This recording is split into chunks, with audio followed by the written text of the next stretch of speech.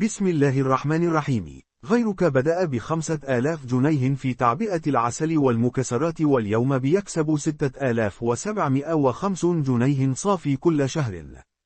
السر إنك تشتري العسل السائب مباشرة من النحالين في الفيوم وأسوان بدون وسيط، وسعر الجملة هناك أقل 40% من سعر المحلات، والمكسرات النيئة تشتريها من سوق العبور بالكرتونة، وبعد الشراء تأتي خطوة التغليف في البيت، وهي التي تضاعف المكسب. تعبئ في برطمانات زجاجية 250 جراما مع ستيكر شيك عليه لوجو مشروعك. فبرطمان العسل يتكلف 40 جنيها بالتغليف، وتبيعه ب85 جنيها لأن الناس تبحث عن عسل مضمون وطبيعي. وبرطمان المكسرات يتكلف 35 ويباع ب70 جنيها. ولو بعت 105 برطمان عسل في الشهر لأهلك وجيرانك وعلى النت فإن مكسبك الصافي يكون 6,750 جنيه.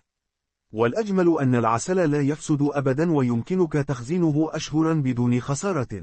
فمشروع العسل تجارة مضمونة وطلبها شغال صيفا وشتاء ولا يتوقف.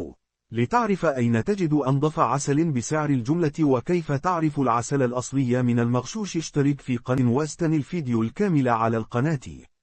والسلام عليكم ورحمة الله وبركاته.